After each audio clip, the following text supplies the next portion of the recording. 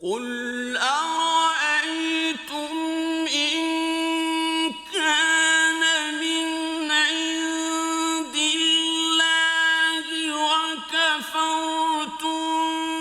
بِهِ وَشَهِدَ شَاهِدٌ مِّن بَنِي إِسْرَائِيلَ عَلَىٰ مِثْلِهِ فَآمَنَ وَاسْتَكْبَرْتُمْ ۖ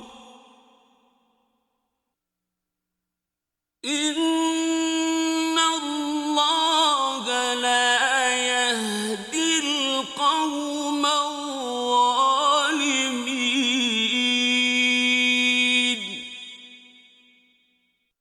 At-Tabrani meriwayatkan dengan sanad sahih dari Hawf bin Malik al-Asijai. Dia berkata, Nabi pergi dan aku bersama beliau, hingga kami masuk ke dalam rumah ibadah orang-orang Yahudi di hari raya mereka. Orang-orang Yahudi merasa tidak senang dengan masuknya kami kepada mereka. Rasulullah kemudian berkata kepada mereka, Wahai sekalian orang Yahudi, tunjukkan kepadaku 12 orang di antara kalian yang akan bersaksi bahawa tiada Tuhan selain Allah dan sesungguhnya Muhammad adalah Rasulullah. Dengan itu Allah akan melebur kemarahannya dari setiap orang Yahudi yang berada di bawah langit ini. Mereka hanya terdiam dan tiada seorang pun yang memberikan jawapan. Kemudian beliau pergi meninggalkan tempat itu. Tiba-tiba ada seorang lelaki di belakang beliau berkata, Sebagaimana yang engkau inginkan wahai Muhammad.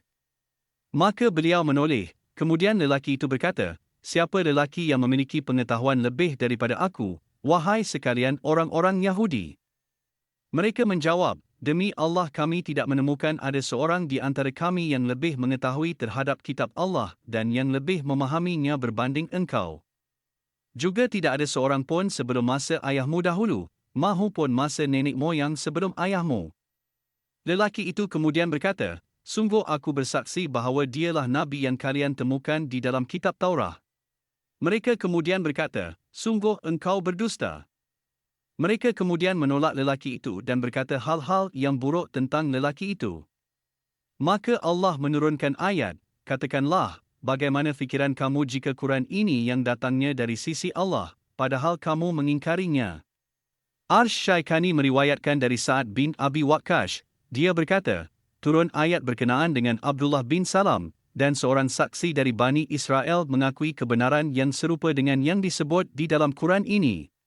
Ibnu Jarih meriwayatkan dari Abdullah bin Salam dan berkata, ayat ini turun berkenaan dengan aku.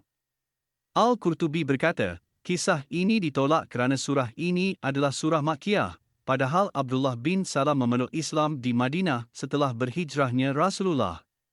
Ibnu Katsir berkata Al-Bukhari dan Muslim meriwayatkan hadis dari Malik dari Amir bin Sa'ad dari ayahnya dia berkata, Aku tidak pernah tahu Rasulullah berkata kepada seseorang yang berjalan di atas muka bumi bahawa dia adalah ahli syurga, kecuali kepada Abdullah bin Salam. Dan berkenaan dengan dirinya lah ayat ini turun, dan seorang saksi dari Bani Israel mengakui kebenaran yang serupa dengan yang disebut di dalam Quran. Sa'ad juga berkata, Masruq dan Ar-Sya'bi berkata, ayat ini bukanlah Makkiyah kerana Abdullah bin Salam masuk Islam di Madinah.